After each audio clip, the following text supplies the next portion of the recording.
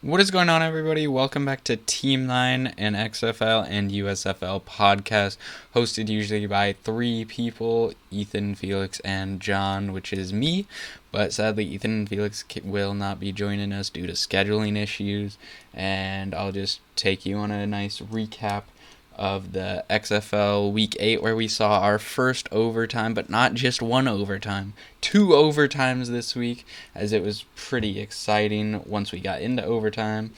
The rest of Week 8 was still pretty exciting, as we saw Seattle take on DC in a playoff matchup that we'll get into a bit later. And then I'll be previewing Week 9 for you, and then I'll preview Week 1 of the USFL, which also starts out this week. Going over to Week 8 of the XFL, where we see Vegas going into St. Louis to take on the Battlehawks. AJ McCarron, one of the faces of this league and the quarterback for the Battlehawks, was not able to play this week as he was out with a shoulder injury, but Nick Tiano came in and he did not start well. But Vegas started very well, as their opening drive consisted of all rushes, and they had a 7-play drive, 7 rushes for 48 yards and a touchdown. Just great plays by them there. They ended the first quarter with 93 rush yards, which was amazing. And they had a good drive going towards the end of the first quarter, and Vegas did have a new kicker this week, Sam Sloman. So at the start of the second quarter, Sam Sloman came in to nail a field goal to put him up 11-0. Tiano on St. Louis's second drive had a rough start, as he had 2 throws that were behind Austin Prohl, but his third throw to Marcel Aitman really gave them the spark they needed on this drive. Tiano has a bit more mobility than McCarron, so they incorporated some read options. Then at the end of this drive, we saw Tiano hit a nice 32-yard throw to Hakeem Butler for a touchdown down the seam, which was great. We had a 2-point conversion out of this too, and Tiano didn't like what he saw at the start of the play's development, and he had to just instantly take off and rush through the end zone, and he takes a hit and kind of flips in the air a bit, kind of looking like a helicopter out there. But he does get the 2-point conversion to make the score 11-8. And off that drive, we saw Hakeem Butler. I believe he has the most receiving touchdowns in the league now. Great job for him, as he's one of the studs in this league. We saw Vegas splitting some rush reps with Rod Smith and John Lovett. Both of them seemed to have a bit injury going on. I wasn't really sure what was happening. But later in the second quarter, we saw Jalen McClendon get intercepted by Lavert Hill, who did have 3 picks in 2 games versus Las Vegas. But the defense, so the defense was making plays and started to make plays for St. Louis even more, as Travis Feeney just absolutely took over this game on the line. But on the pick by Lavert Hill, we saw Rod Woodson challenge a flag of hands to the face on one of the O-linemen on Vegas, and he actually wins that challenge, and the pick does not stand, and the hands to the face call gives Vegas 15 yards to continue their drive, and that interception is not on the stat sheet, which is why some of you might have gotten surprised when I said he threw a pick. Sadly, the rest of this drive for Las Vegas really didn't go anywhere, but it was good to see Vegas spreading the field out. Even though they're eliminated from the playoffs, they spread the field out. They had some screens and runs to the outside. It was a good game by Vegas, in my opinion, or at least a good start. We saw Travis Feeney really getting into the backfield, like I said earlier, making tackles for loss and a sack. And this drive for Vegas ended with a field goal try that was no good by Sam Sloman, and he starts out one of two. Pita Tamapenu went down with a foot injury at one point, but he walked off the field. It was good, and he returned later in the game. Marcellus Aitman makes a good catch to extend St. Louis's next drive, and Brian Hill got tackled, and it looked like he was dealing with a little bit of a hand injury there at the 2-minute warning. They could have let the clock run down, but they didn't and just snapped it, and that's when Brian Hill did get hurt. Mateo Durant, I believe his name is, took a shot on a play, and he gets taken out after that, and it did look like it could have been a penalty for targeting, and even Anthony Beck challenged this call, and he lost it. I thought it was a bit of a questionable loss challenge and just a no call in general, because it did look like targeting to me, but that, my opinion, doesn't matter because the game already happened. But Darius Shepard and Austin Prohl got involved in the final drive of the half, but Nick Tiano got picked off in the end zone. It was a bad decision, and it had to be a perfect throw, but it wasn't. So yeah, it had to be a perfect throw, and again, it was a throw behind Austin Prohl, so he really just didn't adapt to the game level speed that everybody was playing at because he hadn't gotten those reps in practice. So we saw Jalen McClendon get the reins for Vegas again, and he gets a throw to Martavis Bryant for 39 yards. Elijah Hamilton for St. Louis misses a pick, which was unfortunate for them.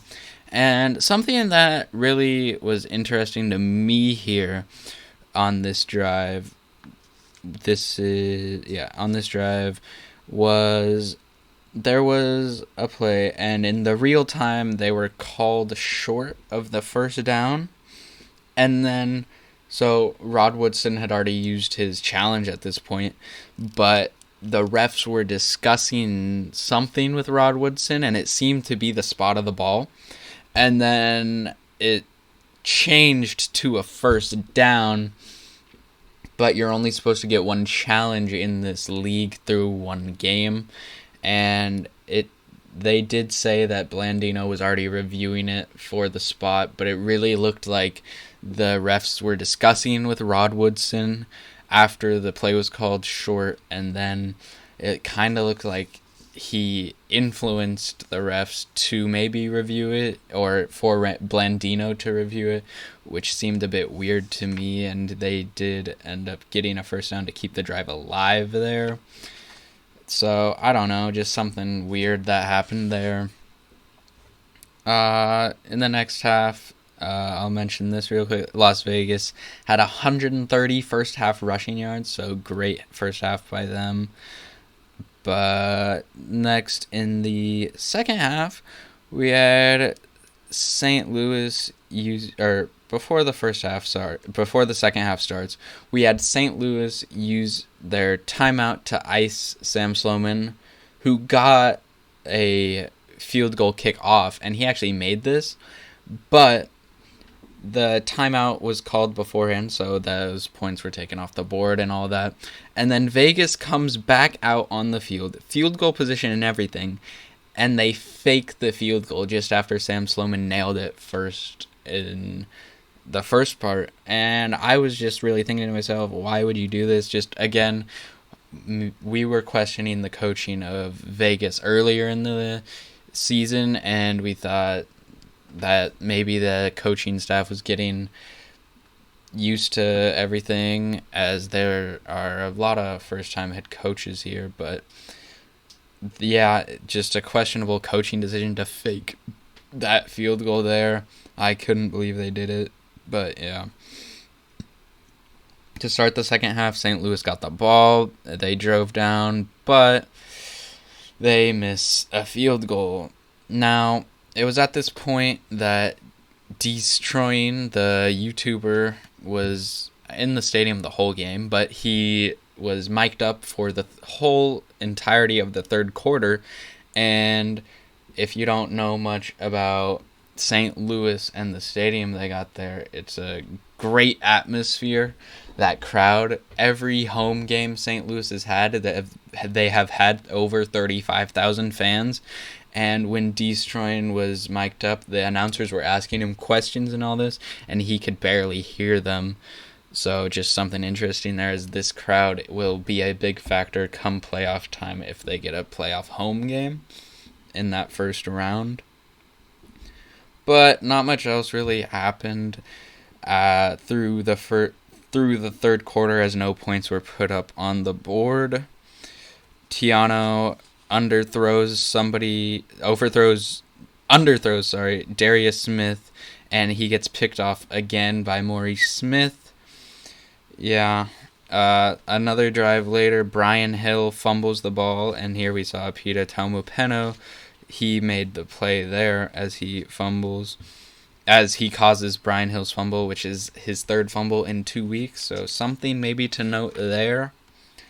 Then, in the fourth quarter, one of the great plays of the week here, as we saw St. Louis get to fourth down, and it looked like they were going to punt the ball, and they actually fake the punt, and Sterling Hoffrichter throws the ball to Gary Jennings. Sterling Hoffrichter being the punter for St. Louis, he throws it to Gary Jennings, and if you don't know this, St. Louis has, I think, 3 of the fastest players in the XFL, and Gary Jennings is the fastest, I believe, as he clocked in about 22 miles an hour in the combine or workouts before the season. And so Gary Jennings throws it to Sterling Hoffrichter. It was absolutely unexpected, and Sterling Hoffrichter goes for 64 yards for a touchdown on a fake punt. Absolutely great to see that. St. Louis did go for the 3-point conversion, but could not get that. Hello there, Editing John here. Just a quick note that I misspoke in that last little bit there, and I said that Gary Jennings threw it to Sterling Hoffrichter. That is not what happened. Sterling Hoffrichter threw it to Gary Jennings, and Gary Jennings ran for 64 yards to the touchdown. Sorry for the confusion. The next Vegas drive, this really felt like they could put the nail in the coffin if they really just got a long drive going on here. And McClendon ended up scrambling for a first, but they go to a third down after that, and McClendon throws it, and it goes through the hand of Sink Sweeting, who could have maybe put more stress on St. Louis if he caught that, but they do not get the first down on that third down, and Vegas has to punt, and this punt goes into the end zone. Now, if you don't know, punts and kickoffs going into the end zone makes the touchback come out to the 35 in this league, not the 25. To add on to this, Vegas had a penalty, so there's 5 more yards, and St. Louis is already on the 40-yard line, and this is getting towards the end of the game here, where St. Louis is down by 3, and they have the ball on the 40-yard line. So let's just take you through this drive here. We had a pass to Aitman that went for a first down, and then we had a screen to Brian Hill, which also went for a first down. Then then St. Louis false starts, which really put a dent there. But Tiano did scramble for a first down, which is great by him using those legs. And then he had a late throw to Darius Shepard over the middle, and he gets blown up, and it was hard to see, but he was okay, as it maybe looks like he just got the wind knocked out of him. But we had a missed PI call, in my opinion, but yeah, nothing really happened. And at this point, St. Louis is in field goal range. Yeah, field goal range. And their kicker nails the field goal to tie the game and take us to the first overtime of the XFL. And if you don't know how overtimes work in the XFL, it's kind of like a penalty shootout in soccer. Each team gets to take 3 attempts from the 5-yard line, so they get 3 attempts. It's basically best of 3 out of 2-point conversions, so each team gets the ball at the 5-yard line, and it's 3 rounds. If there's no winner after 3 rounds, it's sudden death, whoever is the winner after that. So in overtime, Vegas starts with the ball. It's a good throw, and it was actually called in on the field, but Blandino did review, and they were short of the end zone line, so they did not convert there. St. Louis comes out, and Nick Tiano throws a slant to Hakeem Butler, and he gets in. And something that surprised me, I thought it would just count as like 1 point here, and then no points would be tacked on, but it actually counted as St. Louis taking the lead here. So they got 2 points for this, whereas I thought there might just be another thing after that. But no, they got 4 points there. So then Vegas, this was an interesting thing here. Vegas, actually, there's a pass to Martavis Bryant. He catches it. He's in, right? But he's called for pass interference, offensive pass interference, which is something you don't see very often.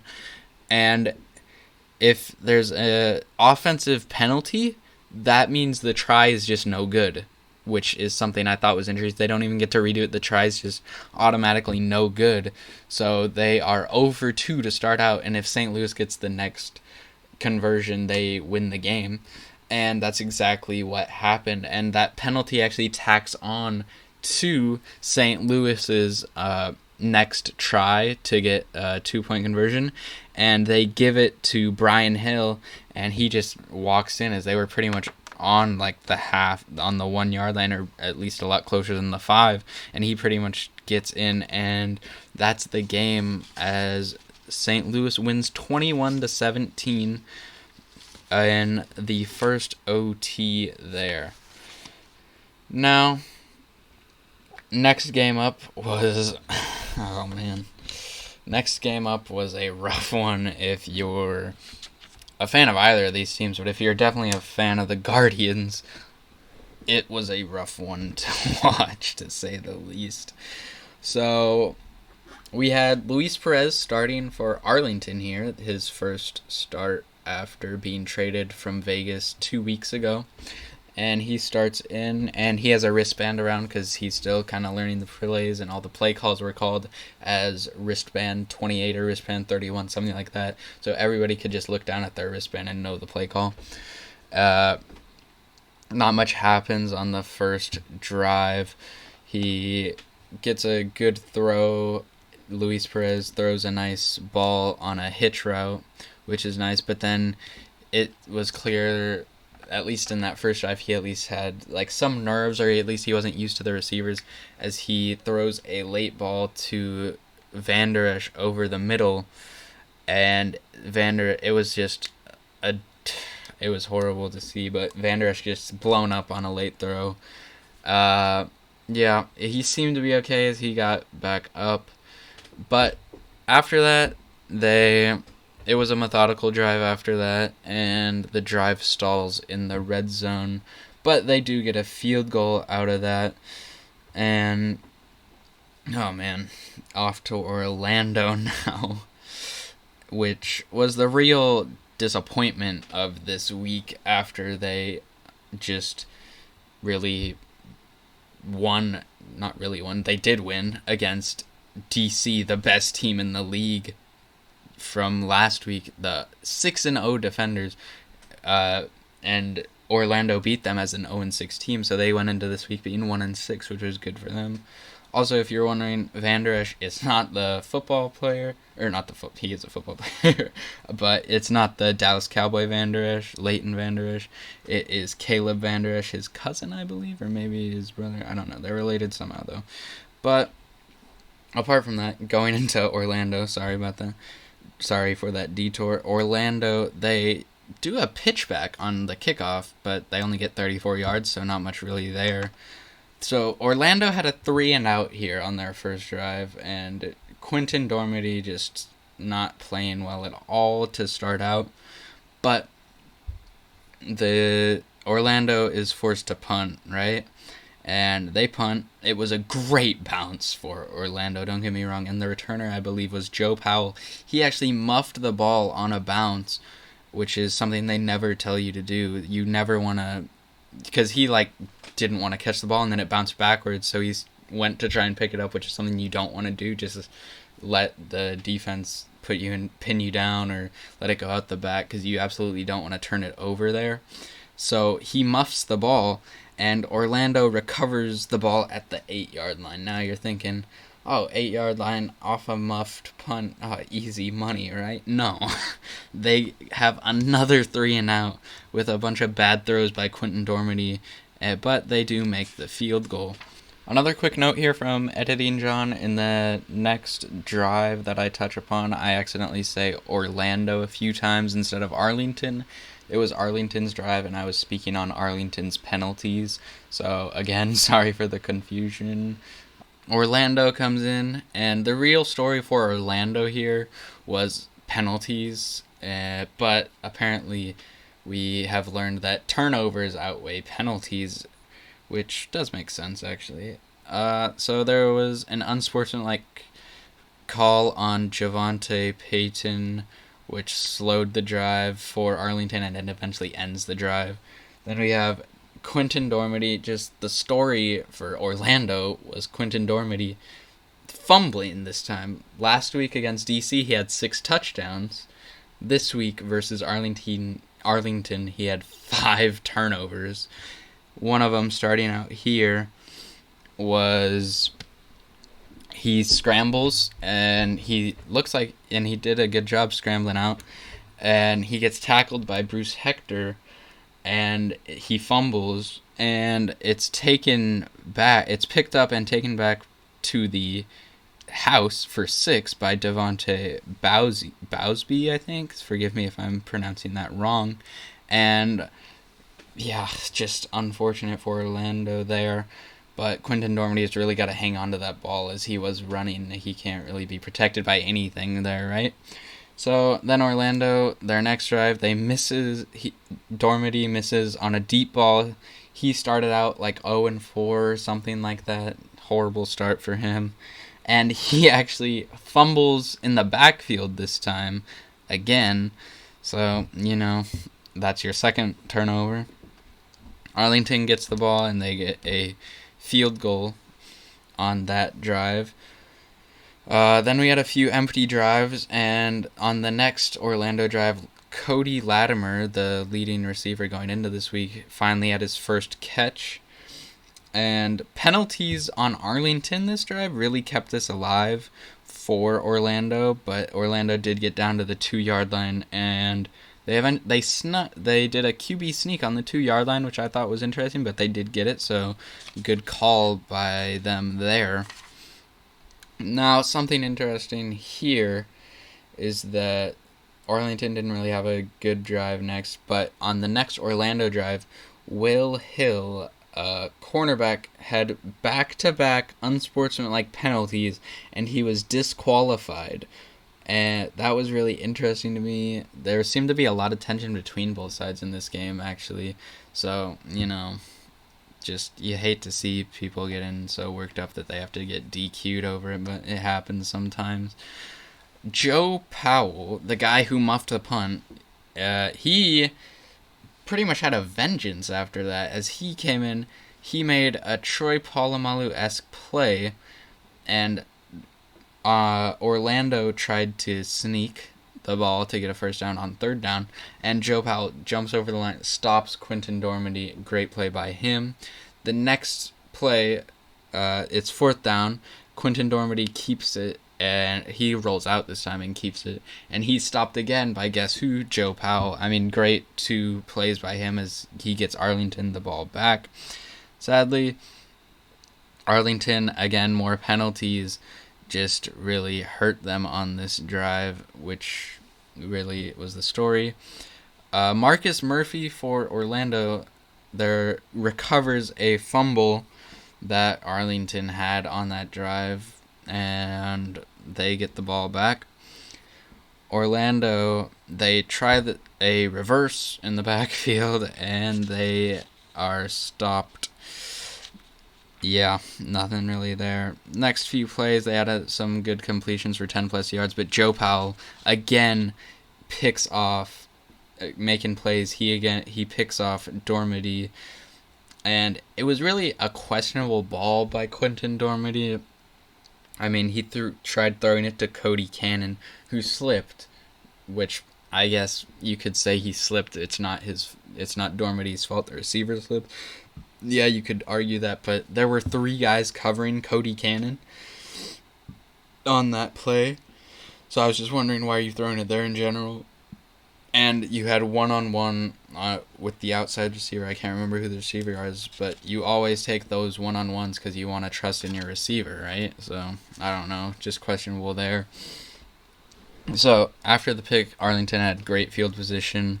They had a hitch route that got them to the red zone on a good throw by Luis Perez. Then Devion Smith, really the run game for Arlington, did a lot of stuff in this game. Devion Smith had 3 back-to-back carries, and he got a touchdown after that. They can't get the conversion, however. So, going into the fourth quarter, we saw we didn't see much really before that, but we saw 18-9 was the score. And going into the fourth quarter, you really thought Orlando needed to figure something out quickly. Dormady gets hit and throws a pick to Willie Taylor. That's your second pick there. And something great effort play by Dedrick Thomas here for Orlando, by the way. So let me just take it through. Dormady, he gets hit. He throws a pick to Willie Taylor of Arlington. Then Dedrick Thomas rushes down to stop him from getting in the end zone.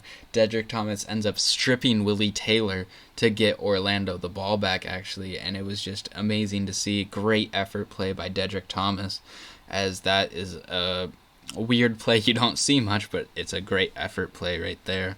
So Orlando didn't do much after that, actually, which sucks. But yeah, then Arlington didn't do much, and then Orlando had some good on one of their final drives, second to last, I believe, had some good completions, and they had a touchdown throw to Eli Rogers, and they actually don't go for 3 here, as they go for 1. So that was interesting to me, because if they got the 3-point conversion, they could have tied the game, but they go for 1. They did get the 1. They did convert the 1. And it's not too late in the game, so they kick off to Arlington, and they stop Arlington, actually.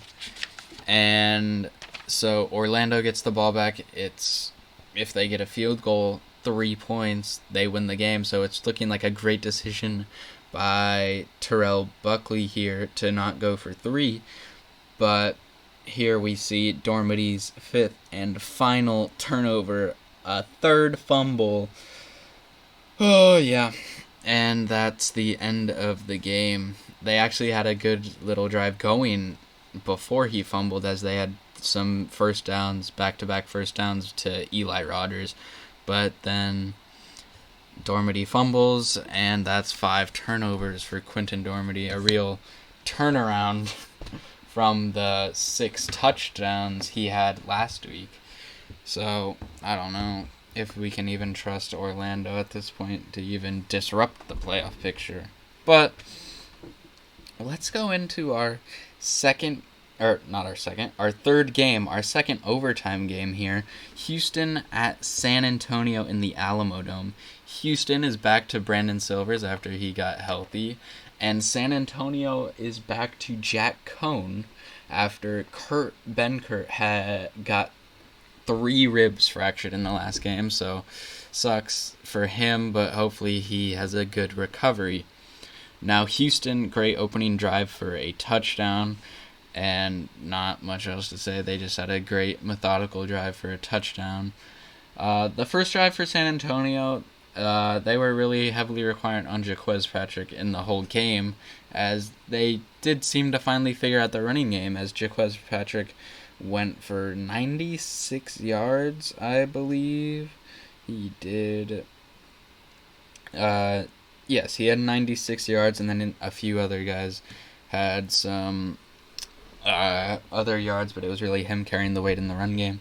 Now, this was an interesting drive here for me because they got in the red zone and they were pretty close. I think they were on the 1 yard line, or not even that. They were on the half-yard line, and then they take Jack Cohn out. They bring in Juwan Pass, so obviously you're thinking QB run, right? And he gets tackled behind the line of scrimmage on a QB run. Jack Cohn comes back in, and San Antonio... So before this, San Antonio had used a challenge. I can't remember on what. So they're already down a timeout. Then San Antonio has to use their second timeout in the first quarter, mind you, and which was weird. And then a lot of pressure on Jack Cohn on that third down, and he gets sacked, and they need to bring out John Parker Romo, who nails the field goal. And yeah. So, the second drive for Houston, Silvers almost threw a pick, actually, but the safety couldn't hold on. Kind of the story of the first half for San Antonio is the defense couldn't really make those big plays, but they did play pretty well, apart from a few missed picks here. But I do think the defense for both teams played extremely well this week. Second drive for San Antonio, they get a field goal. Houston's third drive, you saw a DPI call give Houston 20-plus yards, and then it eventually gets down to the 2-minute warning, and Luke Barku, absolutely great play, as he breaks up a pass, and he actually deflects a pass to save a touchdown, and Houston has to settle for a field goal, which is good. San Antonio gets the ball with 1 minute left and one timeout. That timeout really... They probably would have benefited from having 2 timeouts, but, they had one. They had a catch by Fred Brown, who got a first down. Then they had an offside call, takes San Antonio to the 46-yard line. So they had a short pass, and they can't get to the first down, so they're forced to use a final timeout. Then they run the ball, which I thought was weird, but they got a first down there. And then Cohn gets intercepted on a horrible throw, in my opinion. But it looked like the receiver might have ran a little bit of a wrong route, but still it was bad by both. If it was indeed, I thought it was just a bad throw. Houston gets the ball back. They actually try a Hail Mary, and then Brandon Silvers gets picked off by San Antonio, and it actually looks like he might return it, but eventually he gets taken down, and he actually looked to be hurt. Jack Keener, the guy who picked it up, looked to be a bit hurt, but he got up and limped off. At halftime, it was 9-6 Houston. San Antonio got the ball first, but an amazing play by the D lineman, Mason, I believe. Just amazing play, as he deflected the ball, right? And then he tipped it, and then he deflected the ball, tipped it up in the air, and then he caught it. Trevon Mason, 99 on the D-line, tips it up and picks off Jack Cohn. Yeah, absolutely great for them there. And then Houston gets it. They get a touchdown on a throw to Garrett Owens. Their penalty backs up the try. They cannot. Then a few empty drives for both teams, and San Antonio seems to have a nice drive developing, and they eventually, it comes to 3rd down and 8. Jack Cohn scrambles out of the pocket, but then he throws the ball away on 3rd and 8.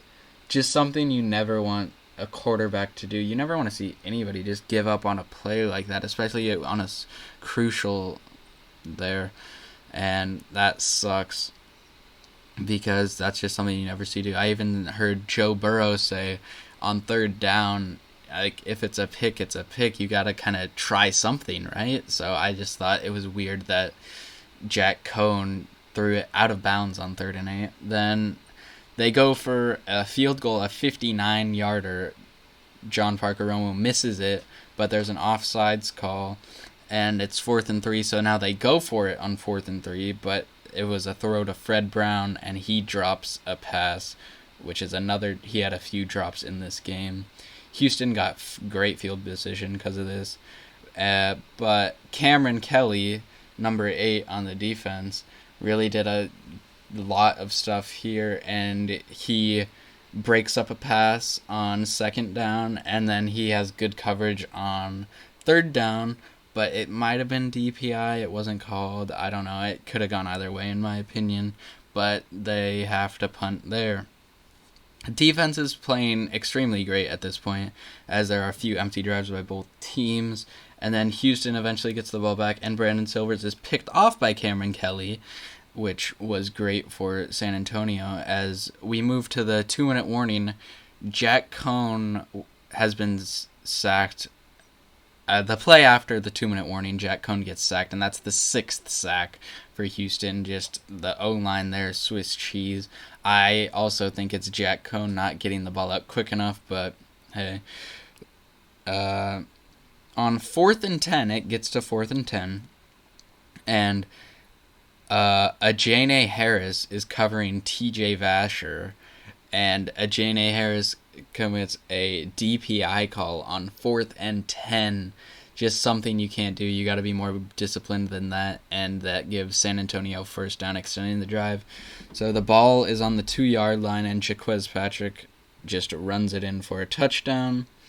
They cannot get a 3rd down conversion. On 4th and 15, the onside kick, what's it called? Like, alternative to the onside kick. They have 4th and 15, and it's another flag on Ajane Harris, and San Antonio gets the 1st down. Then we had a few good plays from San Antonio, and something weird. They had a crossing route for 9 yards, and then a weird play, and then they chose to run it with Jaquez Patrick. I was like, what are they doing? But they got 14 yards, so good for them. It causes the clock to stop until the ball is set. And then they run it again, and they only get 1 yard, something that was weird to me, and they have to use a final timeout. Jack Cohn then scrambles for a 1st down. It gets them in field goal position, and then they run a few plays that are incomplete, I believe, and then on 3rd down, they are tackled short of the 1st down. Remind you, San Antonio has no timeouts. The clock is running, and it's 4th down, so they can't clock it to stop it. So the field goal unit runs on the field as fast as possible, gets on, and nails a field goal to bring us into the 2nd overtime ever in the USFL. In the XFL, sorry about that. San Antonio decides they want to play defense first, so Houston does go first on offense, and there's a lot of pressure brung by San Antonio, and it causes a bad pass by Silvers, and the attempt is no good. San Antonio throws a fade to TJ Vasher. He was really their guy on the deep balls today, but he could not hang on to the ball in the end zone. It was a bit high, but definitely a catchable ball there. Houston, on their next attempt, there's an incomplete slant, but there is DPI. So if you don't know, if there's a DPI called in the end zone, the ball is automatically placed at the 1. Cole McDonald comes in for the sneak, and he is actually called short. Great defensive stand by San Antonio. San Antonio's defense gave them every opportunity to win this game. San Antonio's next attempt is another incompletion forced by Houston's defensive line. Really the star for them there, for Houston's defense. Houston gets it back, and Cole McDonald comes in again. Maybe San Antonio's thinking QB run. They actually bring quite a bit of pressure, I believe, but Cole McDonald just throws a slant to Deontay Burnett for a completion, And then San Antonio, their last attempt, they try another fade to TJ Vasher, but he was double covered. It was a bad throw, a bad route, and I did not like it at all. And that's the end of the game there in overtime. Last game, I know this is more of an in-depth cover of every game, but that's what I decided to do this week. For week 8, to wrap it up, we had DC at Seattle. DC starts out, they had a 52-yard throw to Chris Blair, and then that wasn't enough for a touchdown, but, hand it to the leading receiver in the league, Abram Smith, and he just got in for a touchdown. One final Editor John note here, Abram Smith is the leading rusher in the XFL, not the leading receiver, so sorry about that. So, not much else happens in this quarter, in that first quarter, and we're gonna take it to the second quarter now. And we had DPI that wasn't called. I was for DPI on DC that wasn't called. I thought that was a bit questionable. But then we got to see Philip Lindsay, former Denver Bronco. He had 2 1,000-yard rushing seasons in the NFL, and he came in and got a touchdown for Seattle. And Seattle, again, decides to go for 3. We've talked about this earlier in the season. They really like going for 3, but it just isn't mathematically the right decision, and I don't know. I didn't like it here either. Then we had a few empty drives, and Ta'amu got hit quite a bit throughout this game, and he started looking a bit shaken up in the second quarter. Ta'amu stays in for DC's final drive of the quarter, and they are sadly not... Wait, sorry, I'm looking at something else. DC gets a good drive going before the second quarter ends, and Ta'amu stays in. Abram Smith gets a 19-yard carry, and DPI, which was about 30 yards, brings them down towards the end zone. Ta'amu throws it to tight end Briley Moore, who had a great catch last week, and he bobbles the ball. The ball might have been a bit high, and he was wide open, so the ball could have just been lobbed up and let him run under it, but I think it was definitely a catchable ball. But Briley Moore just bobbles it and eventually drops it in the end zone, and the 2-minute warning hits. Again, DC gets bailed out with a penalty of roughing the passer, and they get even closer now. And Raquel Armstead comes in as the back and runs a Texas route and he is wide open, and Ta'amu throws it to him, and they get a touchdown. On the 2-point conversion, they do a reverse to Lucky Jackson, and it's good.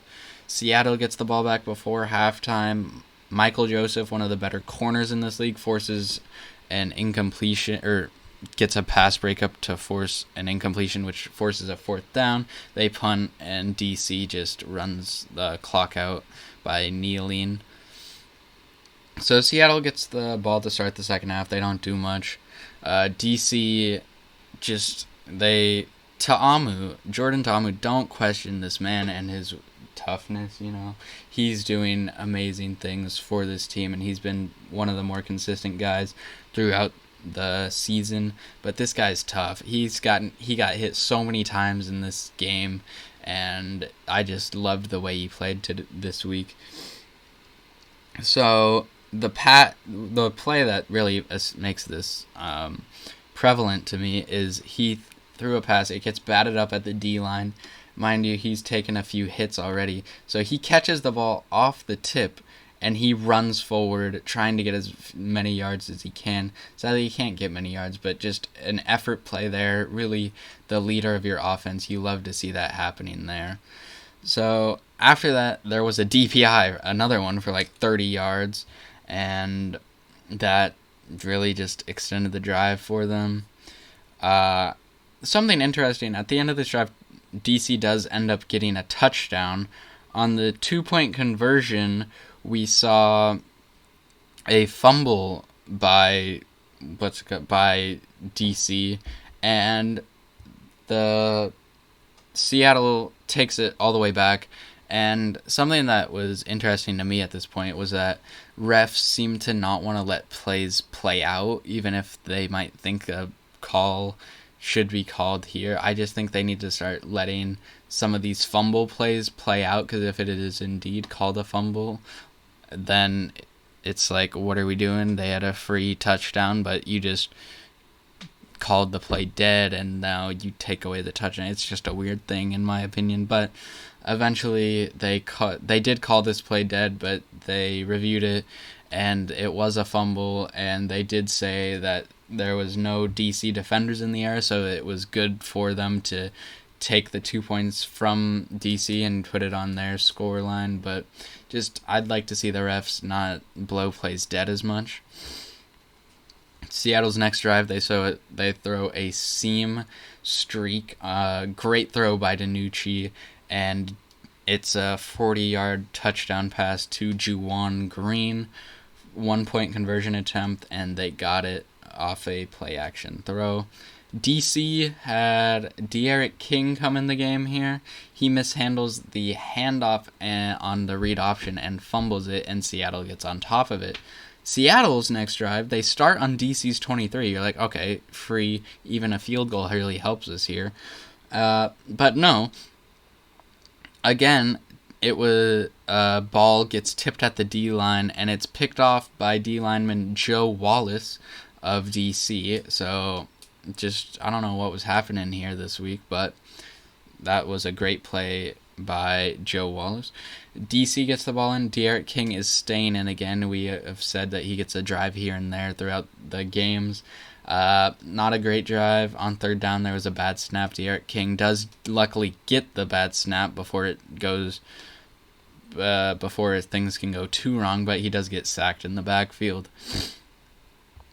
The next drive, Seattle gets it, and they take this drive going into the fourth quarter. They didn't do much, but they did get a field goal to start out the fourth quarter, and the score is now 22-18. DC comes in, and they get bailed out by a DPI call. That seemed to be the story of the game here. And they eventually get a touchdown here as Ta'amu scrambles out and throws it to Brandon Smith for a touchdown, which makes it a 10-point game, 28-18.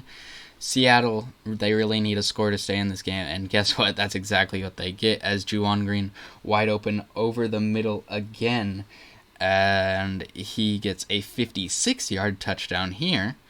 Juwan Green really the guy for Seattle this week, as he had 7 receptions, 142 yards, and 2 touchdowns. Something interesting here, Seattle got an unsportsmanlike conduct, so they ended up going for 3 again, but they have to do it on the 25 now, as that's a 15-yard penalty.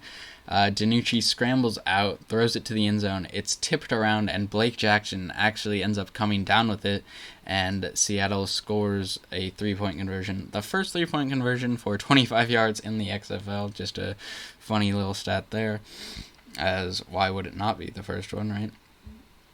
DC gets the ball back, and Abram Smith fumbles, but they get back on it. Raquel Armstead comes in. He's tackled for a 4-yard loss.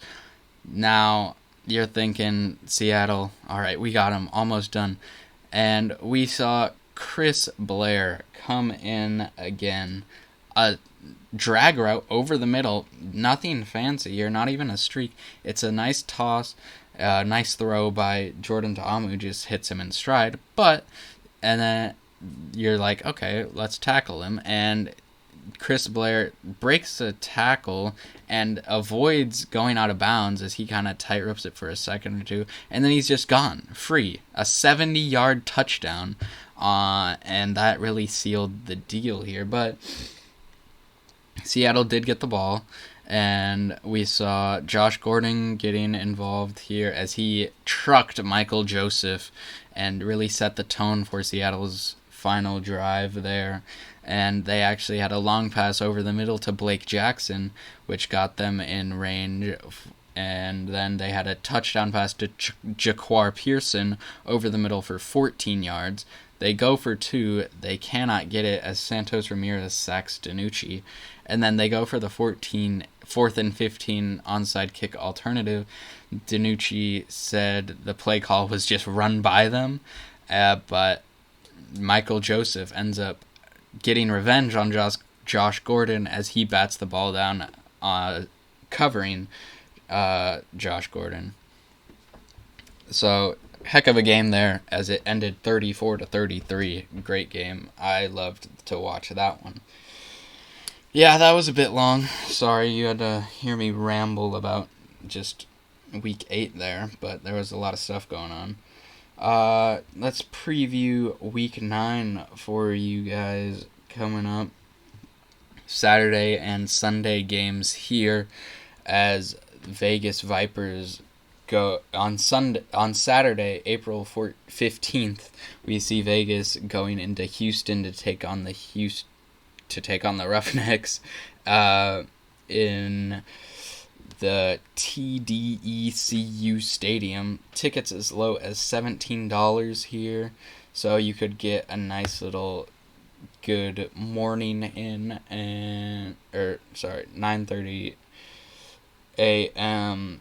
I believe that's Pacific time. Sorry about that. So it would be 12:30, 11:30 Central time.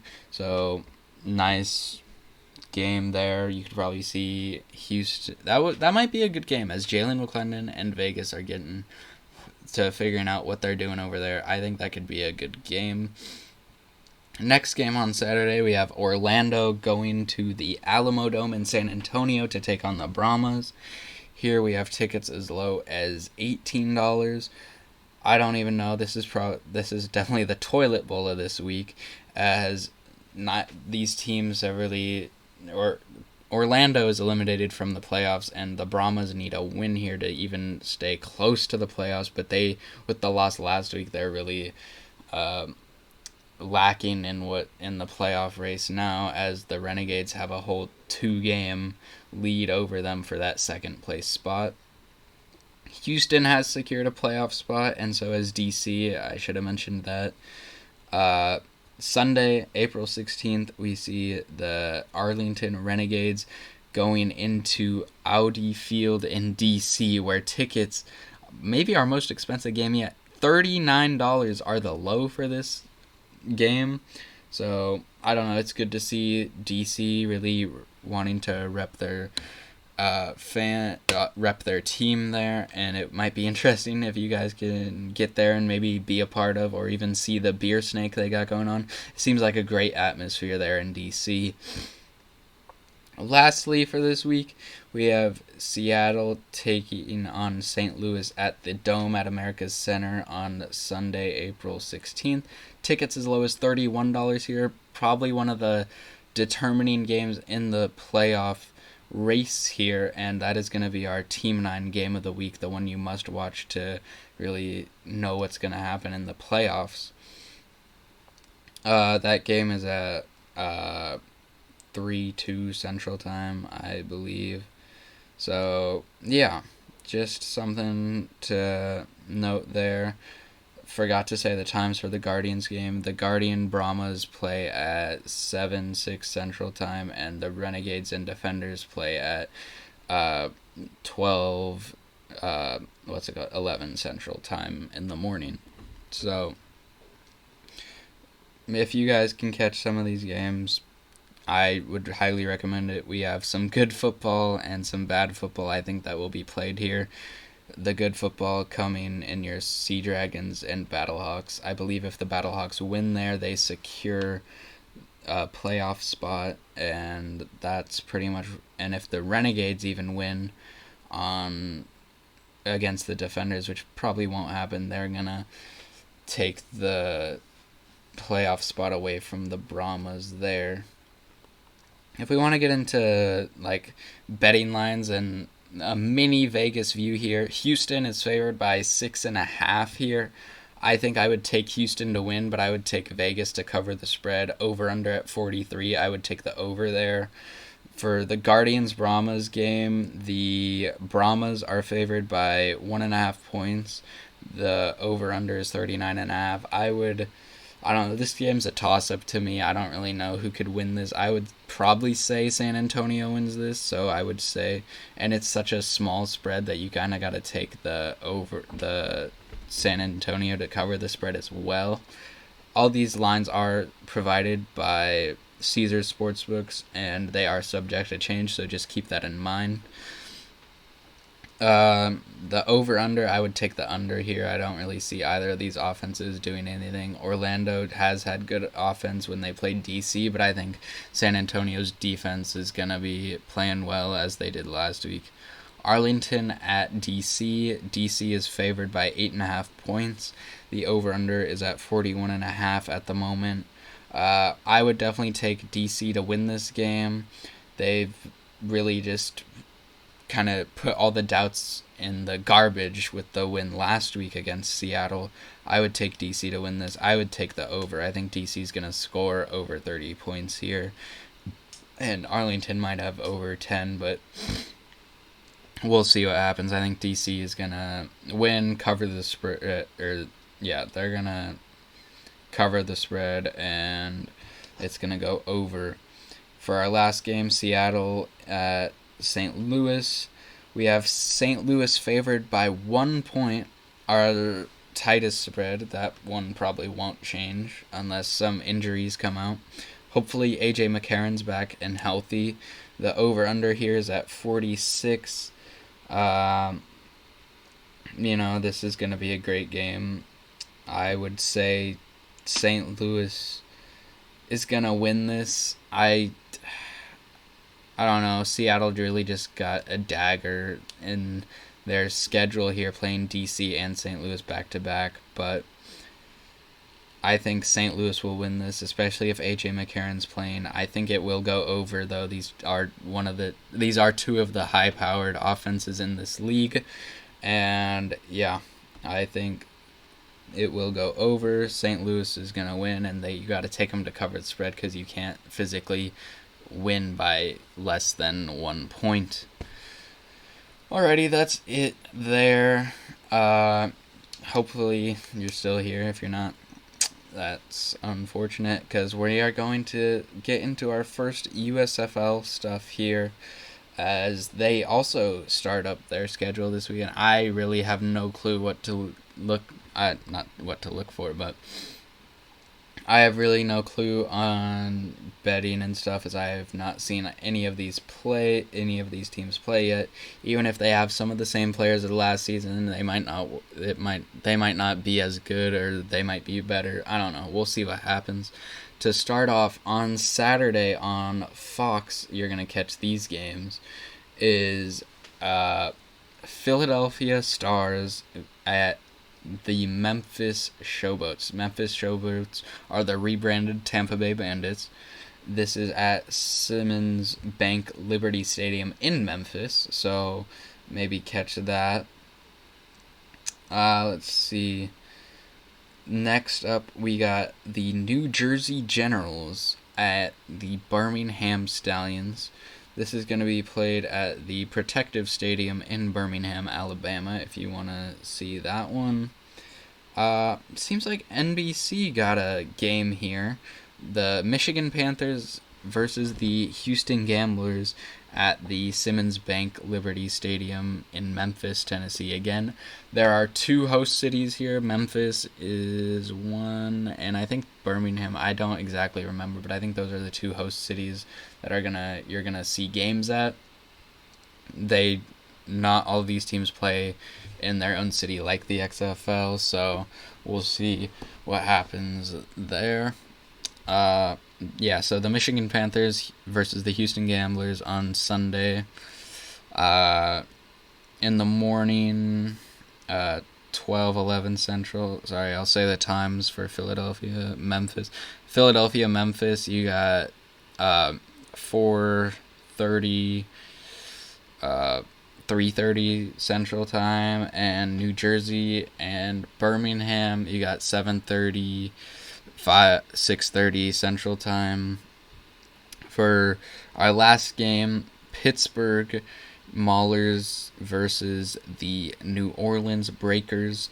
They are in the Birmingham Stadium, the Protective Stadium, and that is at 6:30, 5:30 Central Time. So that's all I believe we're covering here. No real news has come out, but we shall see what happens going into this week 9 of the XFL and week 1 of the USFL. Sorry we couldn't get everybody here. That's just unfortunate timing for all of us here at the podcast. We'll try to get all of us here next week, and we'll try to get 2 episodes out next week, one covering the XFL, one covering the USFL.